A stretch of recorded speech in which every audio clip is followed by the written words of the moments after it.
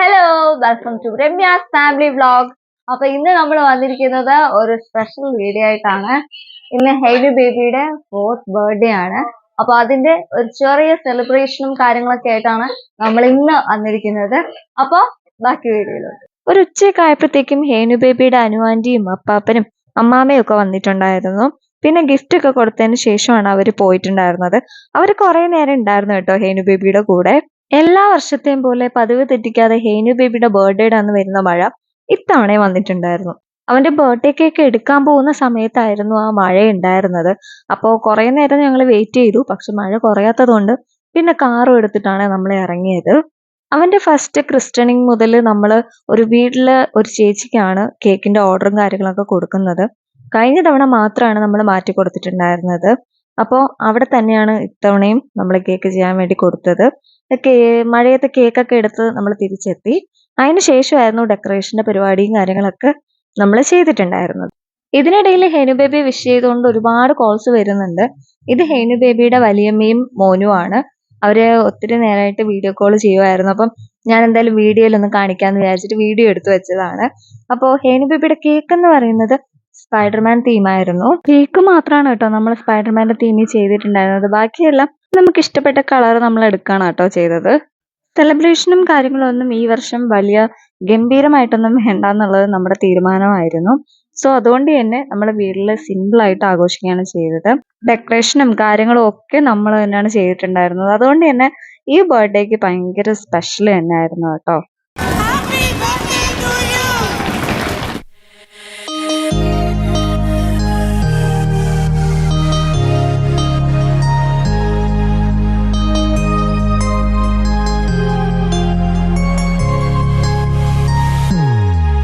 Happy birthday to you. Happy birthday to you. Happy birthday, happy birthday, happy birthday to you. Happy birthday to you. Happy birthday to you. Happy birthday, happy birthday, happy birthday to you. Happy birthday to you. Happy birthday to you. Happy birthday, happy birthday, happy birthday to you. Happy birthday to you. Happy birthday to you. Happy birthday, happy birthday, happy birthday to you.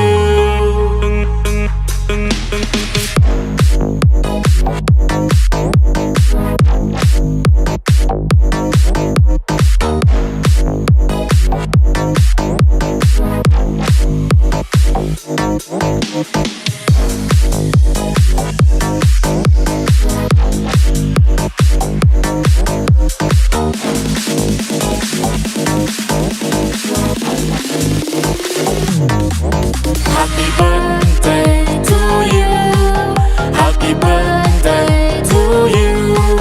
Happy birthday, happy birthday, happy birthday to you. Happy birthday to you. Happy birthday to you. Happy birthday, happy birthday, happy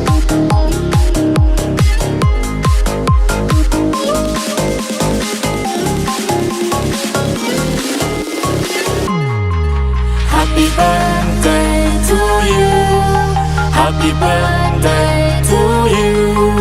Happy birthday, happy birthday, happy birthday to you.